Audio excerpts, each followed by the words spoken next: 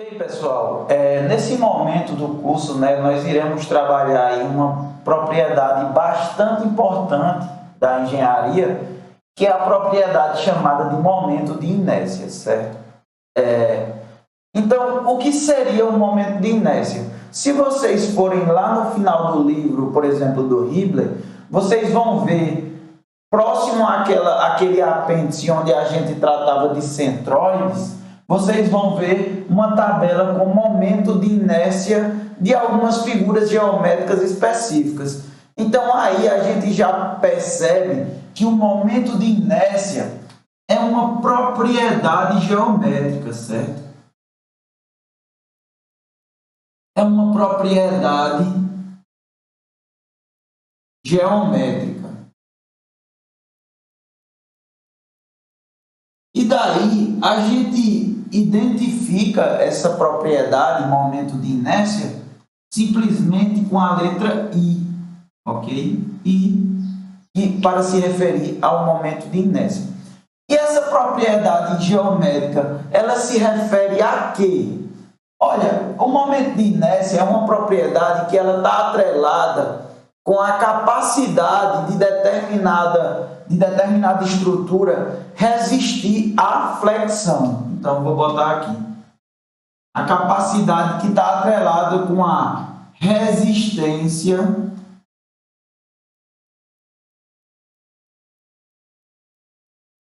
à flexão.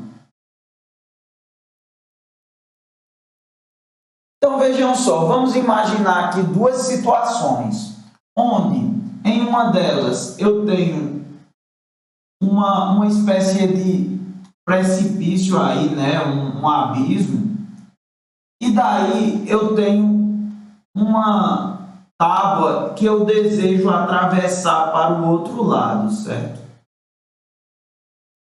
Então, vamos imaginar a situação em que eu tenho aí uma tábua posicionada dessa maneira e vamos pensar em uma outra situação aí, né?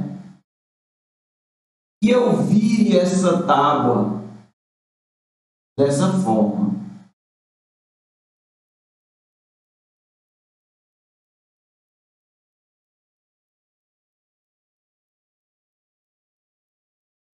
Certo? E daí eu desejo atravessar de um lado para o outro desse vão. Intuitivamente, vocês vão imaginar que dessas duas maneiras de posicionar a tábua, essa segunda aqui é a maneira que ela tenderá a torcer, a flexionar menos, certo? E daí você, observando isso, você se pergunta, se essa tábua ela tem a mesma área que essa outra, por que é que essa daqui ela tende a flexionar mais? É análogo, por exemplo, a essa régua, né? Se eu posiciono ela dessa maneira, é bem fácil de eu flexioná-la. Porém, se eu posiciono ela dessa maneira, é bem mais difícil de eu conseguir flexionar, certo? E essa capacidade de resistir à flexão, ela está atrelada ao momento de inércia. Então, vamos avaliar aqui, ó, essas duas formas, né? Essas duas disposições da tábua.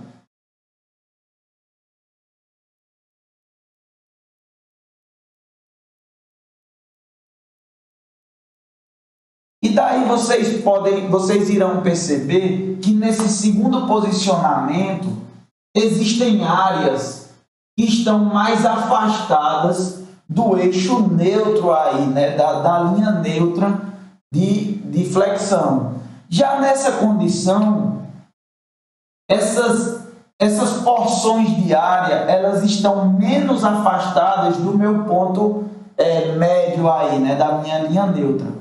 Então, a gente já começa a perceber que quando a gente tem disposições de áreas mais afastadas, a gente tenderá a ter uma maior resistência à flexão. E daí, né, é por isso que um perfil bastante utilizado de viga é exatamente a viga em I, certo? Que é uma viga dessa maneira.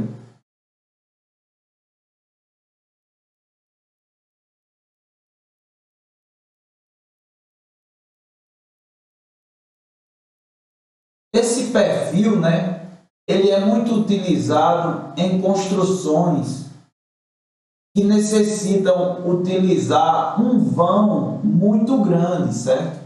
Um vão grande. Por quê? Porque, olha, novamente, aqui a gente percebe esse padrão de áreas maiores, localizadas mais distantes da minha linha neutra aí, né? Então, a gente consegue perceber que essa característica que está atrelada ao momento de inércia, né, que nós iremos aprender a calcular, ela proporciona uma maior resistência à flexão, né?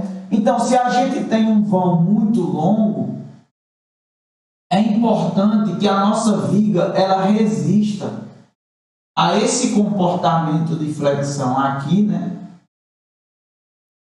A esse comportamento de flexão que poderá comprometer aí, né, a estrutura da obra. Então, olha, o que é que acontece, né, quando uma viga ela é flexionada, certo? Irão aparecer esforços contrários. Olha, aqui nós tenderemos a apresentar, né, na parte superior uma compressão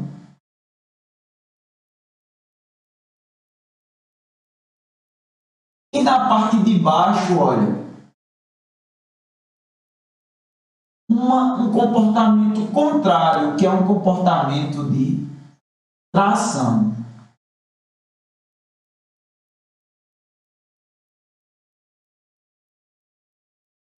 Então, olha, dado que na parte de baixo nós estamos tracionando, né, esses entes aqui, e na parte de cima nós estamos comprimindo, entre o movimento de tração e o de compressão, deve apresentar um ponto de inflexão, ou seja, um ponto em que não está nem tracionando e nem comprimindo.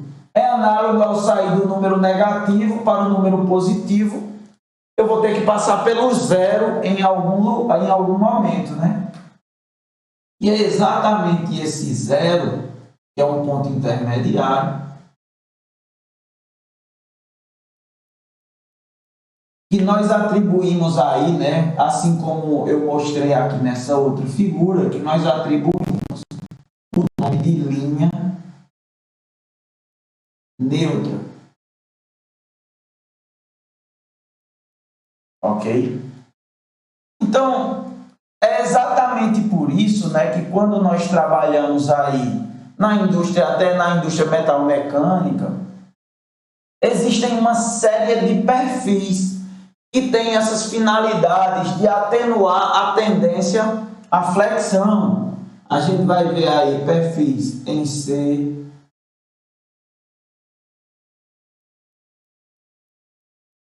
perfis em T,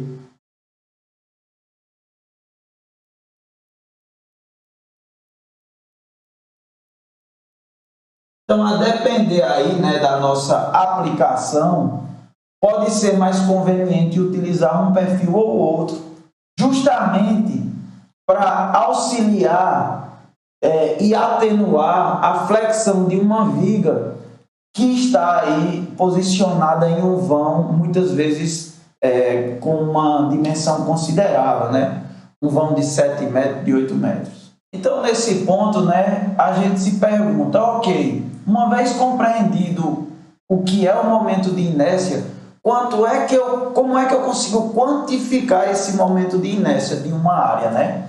Então, olha, o momento de inércia, ele pode ser quantificado com relação a um eixo ou a outro eixo, ok? Na medida em que eu posso tentar flexionar com relação a esse eixo ou então com relação a esse eixo, certo? Então, aí, eu vou ter momentos de inércias diferentes a depender de que eixo que eu quero flexioná-lo. Então, por exemplo, dado que eu tenho aqui, né, o eixo x, y,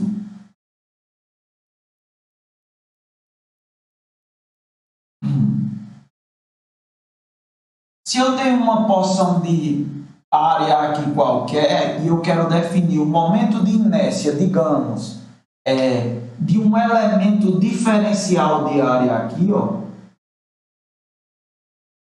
dA, para que eu possa calcular esse momento de inércia com relação ao eixo x e esse momento de inércia com relação ao eixo y. Com relação ao eixo x, ele vai estar aqui distante de uma distância y, e aqui, com relação ao eixo y, ele vai estar distante aqui de uma posição x. Desse modo, né, eu posso aqui enunciar o momento de inércia com relação ao eixo x e com relação ao eixo y. Então, olha, por exemplo, o momento de inércia I com relação a x, ele é dado, né, pela integral da distância y ao quadrado dA. Já o meu momento de inércia com relação ao eixo y, então I de y, ele é dado pela integral de x ao quadrado dA, ok? Então, a gente tem aí a definição, né, de momento de inércia com relação ao eixo x e ao eixo y. Então, vamos pegar uma figura aí, né, geométrica bastante conhecida, que é o retângulo, certo? Então, olha, se a gente tem aqui, por exemplo, os eixos x e y novamente, e daí eu tenho um retângulo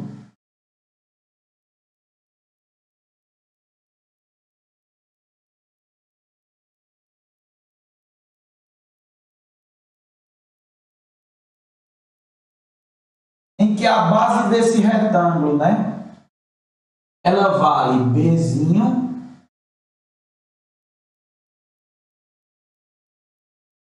e a altura desse retângulo ele vale Hzinho.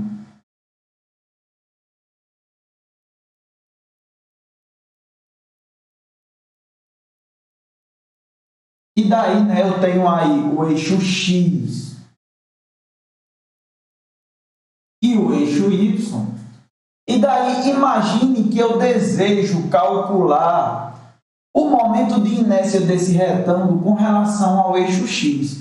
Então, eu vou pegar um elemento de área, por exemplo, ó, um elemento de área aqui, né?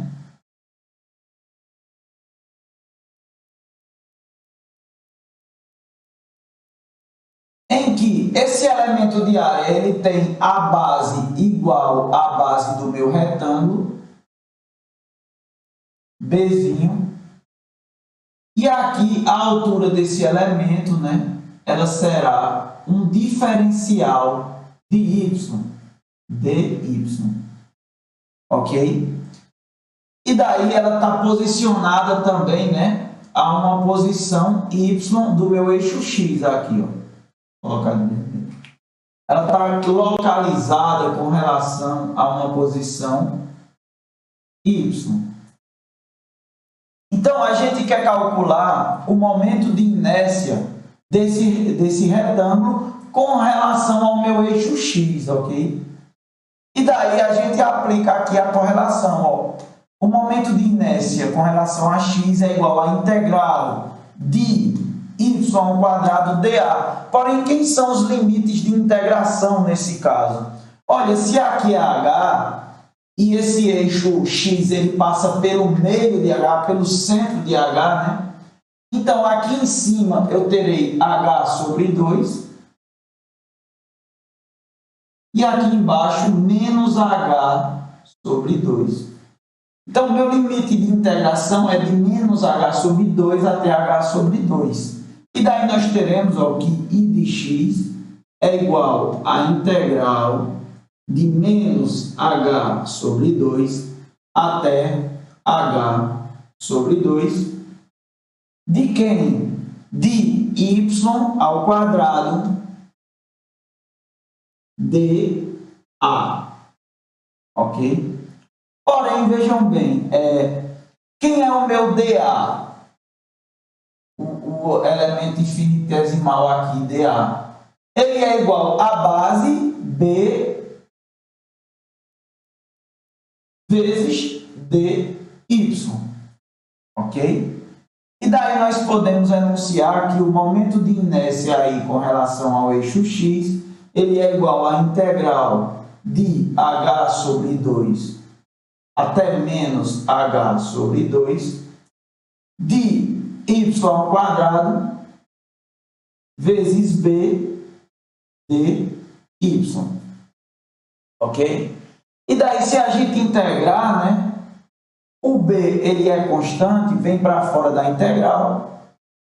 Nós teremos que I de x é igual a b que multiplica y ao cubo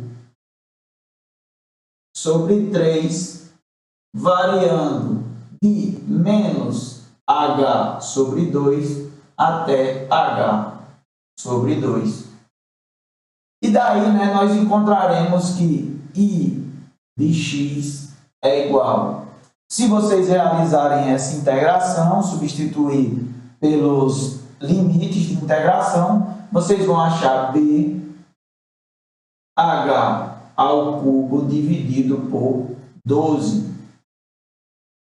Então, olha, para um retângulo de base B e altura h, o momento de inércia dele, né, é igual a base vezes a altura ao cubo dividido por 12. Se vocês forem lá no apêndice do Hibbeler, vocês irão encontrar exatamente esse valor aqui, né, para o momento de inércia de um retângulo. E nesse ponto, fica até mais compreensível, né, o porquê de nós termos feito aquele exemplo inicial, né? Por exemplo, olha, a gente fez aquele exemplo inicial em que eu tinha uma madeira, né? Uma delas posicionada dessa forma e a outra delas posicionada dessa forma. A mesma, na verdade, né? Só que rotacionada de 90 graus.